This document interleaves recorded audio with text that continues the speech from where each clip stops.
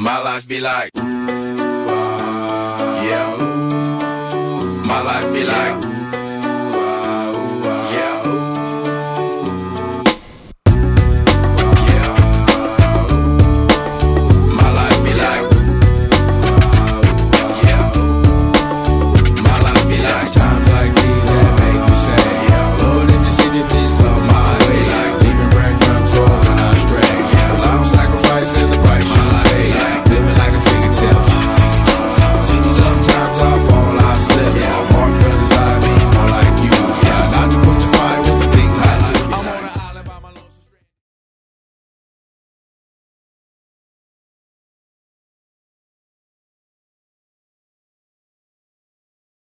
Biomechanics of a handstand.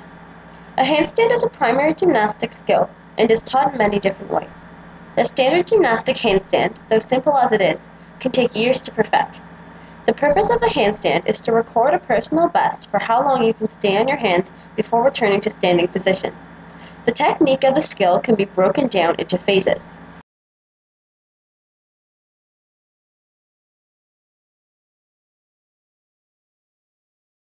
Phase 1 of doing a handstand is the preliminary movements.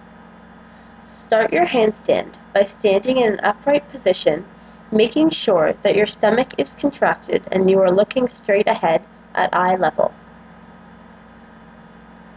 Your arms should be straight above your head, keeping the line of the body at 180 degrees. Depending on preference, place either your right or left leg straight in front of you with a pointed foot at about 15 degrees from the body. Be sure that the toes of your pointed foot are still touching the ground.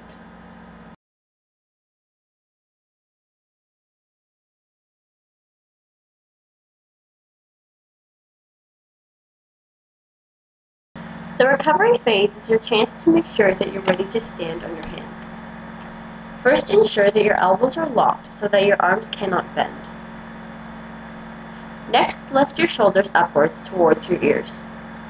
Now you can begin to transfer minimal amounts of weight onto your front foot and at the same time reach your hands up and out on an angle, pushing the forces of your body in that direction.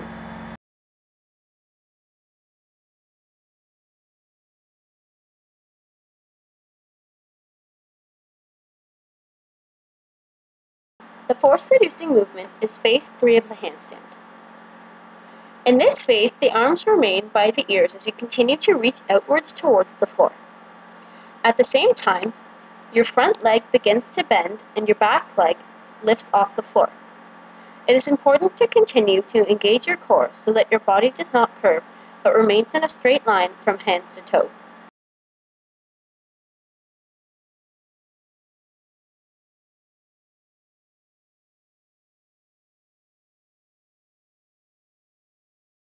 The most important aspect of performing a handstand is the critical instant.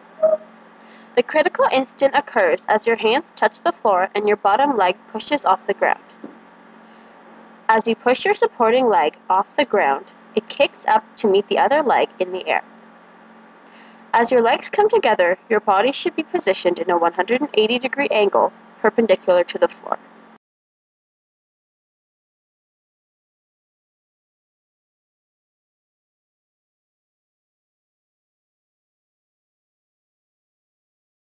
After holding your handstand for as long as possible, scissor your legs into a split position in order to successfully come out of your handstand.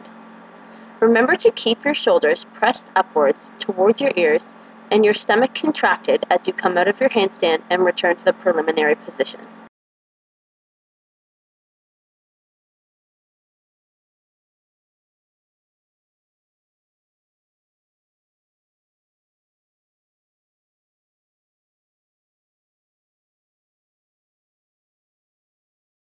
Now let's compare our amateur to our pro.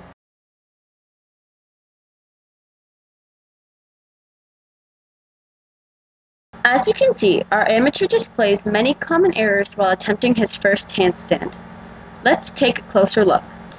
Notice that there is a slight arch in his back and his stomach is not contracted, therefore his body is not in a 180-degree straight line perpendicular to the floor.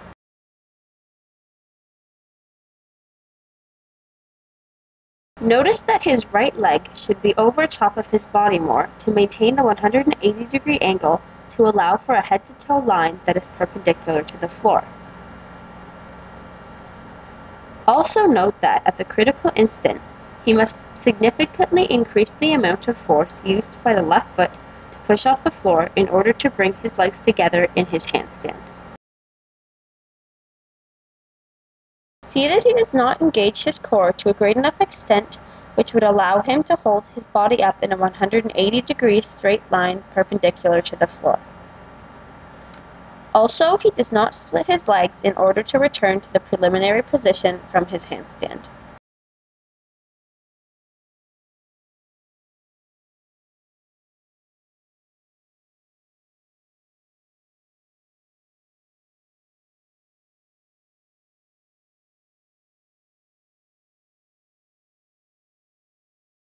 It is easy to see that his second attempt was much more successful than his first.